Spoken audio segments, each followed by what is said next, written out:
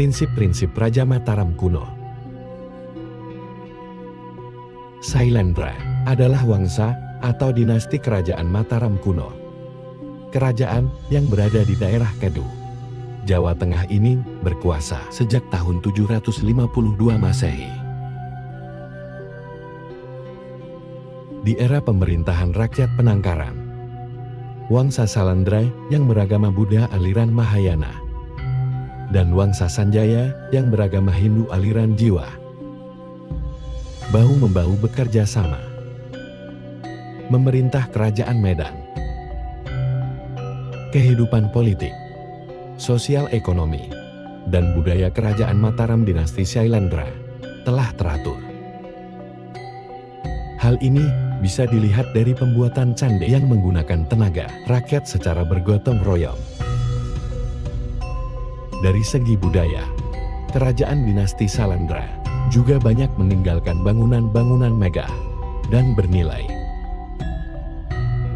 Selain itu, dalam segi spiritual, mereka juga mewariskan ajaran-ajaran moral untuk kebaikan generasi bangsa ini.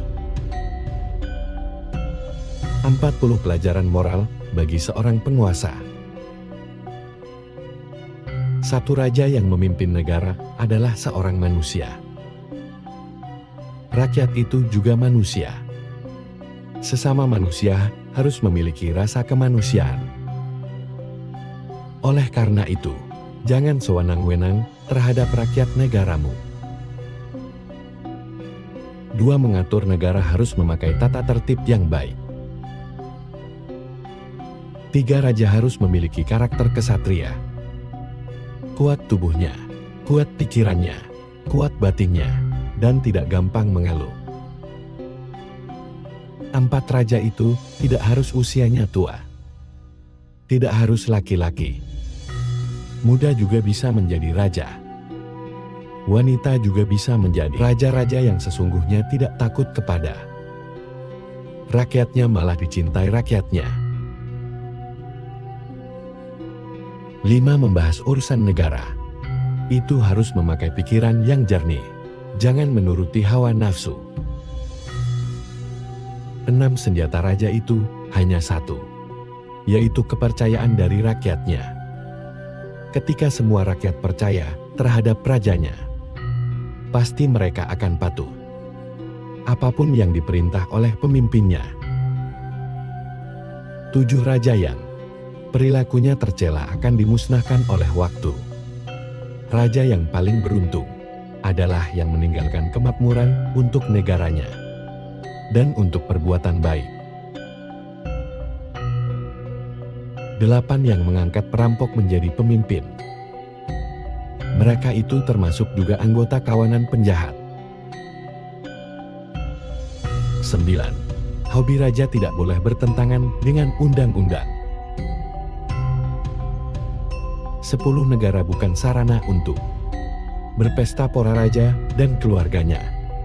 Negara itu sarana untuk membuat semua rakyat di negara tersebut sejahtera. 11. Raja yang biasanya cuman kawin dan menuruti hawa nafsunya. Itu bukan raja manusia. Itu sama dengan raja monyet di hutan. 12. Raja harus mau mengorbankan jiwa raganya untuk kepentingan rakyatnya. Itulah yang disebut raja yang mulia. 13. Raja yang hobinya berbicara omong kosong akan kehilangan kewibawaannya. 14. Sesungguhnya usia raga manusia itu ada batasnya. Begitu pula usia kekuasaan raja ada batasnya. Raja yang bijaksana mengerti kapan harus turun tahta. 14. Raja harus memiliki anak untuk meneruskan pemerintahan. Itu jika kerajaan didirikan oleh keluarga raja. Namun jika kerajaan didirikan oleh banyak pihak atau beberapa golongan, dalam memilih raja harus menggunakan musyawarah dan kesepakatan seluruh golongan yang ikut mendirikan negara itu. 16. Perhatikan, rakyat akan sengsara Ketika kebutuhan sandang pangan diserahkan kepada manusia yang serakah, sandang pangan harus dikelola manusia yang memiliki sifat kasih sayang sesama manusia. 17 Sumber air minum, saluran air, jalan antar desa, hutan tanaman pangan harus diatur berdasar aturan negara. Karena itu kepentingan rakyat seluruh negara. 18 Permaisuri raja harus belajar sistem pemerintahan.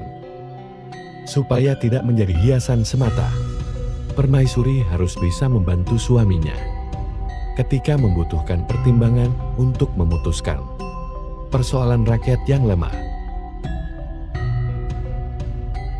19 Anak raja tidak boleh bergaul dengan perampok, karena sifat jahat dan kejam itu menular. Ketika anak raja memiliki sifat jahat dan kejam, nanti setelah dewasa akan menyebabkan pertumpahan darah di kalangan pewaris tahta.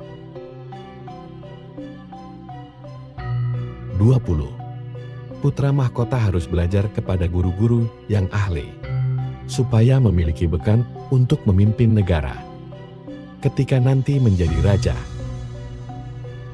21. Adanya istana khusus wanita merupakan tanda wanita dihormati oleh lelaki dalam suatu negara. 22 Pakaian raja itu tidak harus terbuat dari emas. Yang penting pantas dipandang mata dan tidak memalukan rakyat dan negaranya. 23 Raja yang sakit, itu tanda negaranya sakit. Raja harus sehat supaya bisa memimpin pemerintahan. 24 Ketika raja meninggal, harus dipilih raja baru menurut undang-undang yang ada di kerajaan. Tidak boleh memakai aturan sendiri atau kesepakatan. 25 Duduk menjadi raja itu anugerah dari penguasa langit. Maka jangan disia-siakan. Raja harus meneladani sifat-sifat penguasa langit, yaitu adil dan kasih sayang terhadap pengikutnya. Raja yang memiliki sifat penguasa langit, itu disebut penjelmaan dewa. 26. Raja harus tegas, tidak boleh pelin-pelan. Ketika memutuskan suatu persoalan, harus menggunakan perhitungan. Semua ada resikonya. Apa yang telah diputuskan harus siap bertanggung jawab. 27 Raja harus berani menumpas kejahatan, supaya negara menjadi damai. Semua yang membuat rusuh keadaan, membuat rusak negara, harus dibasmi atau dipenjara.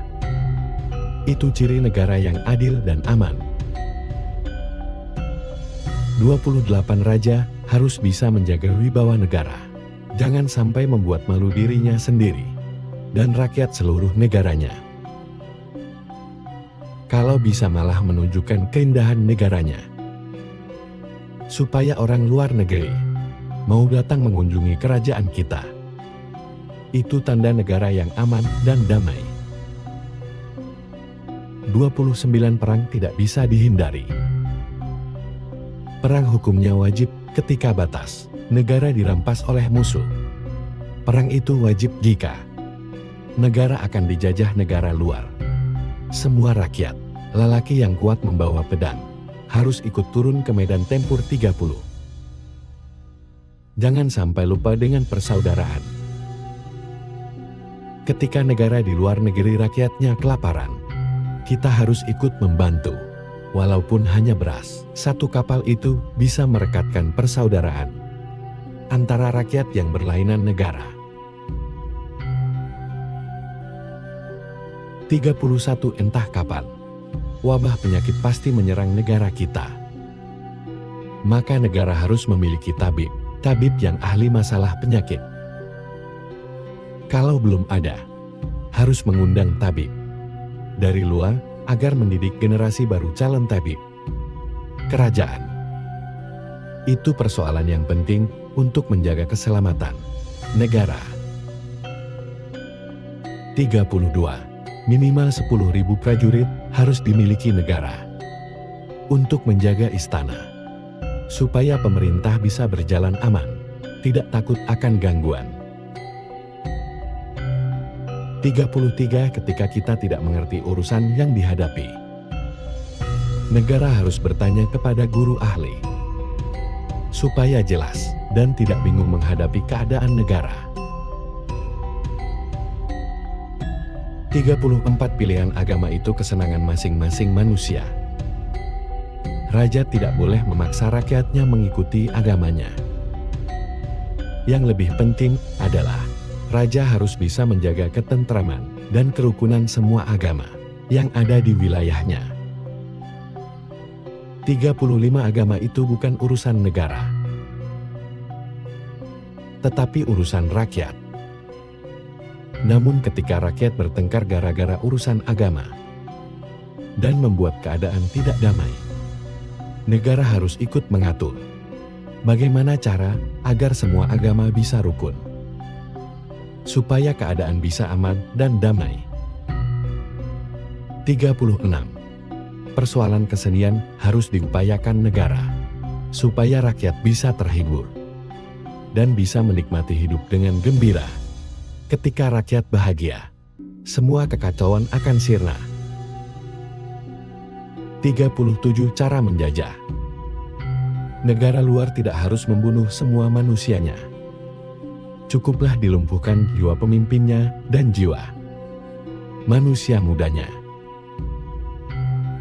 38. Pertapaan itu harus ada,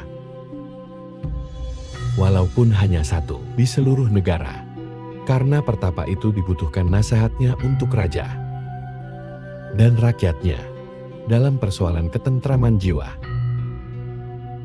39. Cara memperbaiki moral masyarakat dalam negeri yang telah rusak.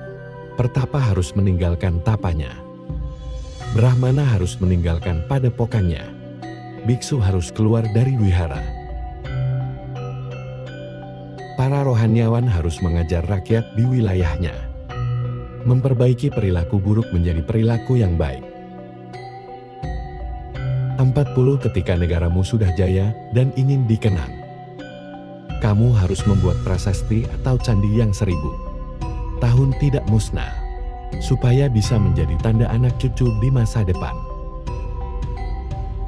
Dari catatan sejarah dan bukti arkeologi, Nusantara telah berhasil menyemai peradabannya di seluruh kawasan Asia Tenggara, antara lain Semenanjung Malaya, Tomasi atau Singapura, Siam atau Thailand, Kamboja, Kamang atau Vietnam, dan Filipina hingga Madagaskar. Masa pemerintahan Kerajaan Sriwijaya berperan dalam membuka jalur perdagangan untuk Cina dan India. Sementara Kerajaan Medan atau Mataram dan Majapahit memegang peranan penting dalam menoreh perjalanan peradaban hingga Nusantara dikenal tidak hanya sekelumit dalam negeri, melainkan hingga ke lintas manca. Menariknya, sejarah juga mencatat hubungan perkawinan antara kerabat Kerajaan Jawa dengan Kerajaan Vietnam. Bahkan konon untuk membangun Candi Anggur, bangsa Khmer membutuhkan tenaga-tenaga ahli yang didatangkan dari Jawa. Bangsa Khmer memerdekakan diri pada tahun 802 Masehi. Pangeran Khmer Jayavarman II yang dilahirkan dan dibesarkan di Istana Kerajaan Jawa pada masa dinasti Salandra menyatakan bahwa wilayah yang didiami oleh bangsa Khmer lepas dari Jawa,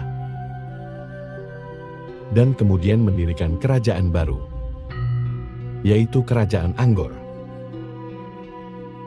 Selanjutnya adalah penemuan prasasti di Filipina yang disebut sebagai Piagam Laguna. Prasasti Laguna ini adalah dokumen sejarah tertulis yang dikenal paling awal ditemukan di Filipina sebelum negaranya dijajah Spanyol, berupa lempengan plat tembaga tipis berukuran kurang dari 20 kali 30 cm. Bentuk tulisan timbul asli pahatan dengan tulisan huruf Jawa kuno dengan campuran bahasa Jawa dan Melayu. Bumi Mataram adalah sebutan lama untuk Prambanan dan sekitarnya. Di daerah inilah, untuk pertama kalinya, Istana Kerajaan Medang diperkirakan berdiri. Periode Medang berlangsung dari abad ke-7 hingga abad ke-10, dengan berakhirnya masa Kerajaan Medang atau Mataram di Jawa. Maka kerajaan beralih ke Jawa Timur pada awal abad ke-11 dengan nama Majapahit hingga abad ke-15. Demikian apa yang dapat kami sampaikan. Semoga bermanfaat bagi Anda semua.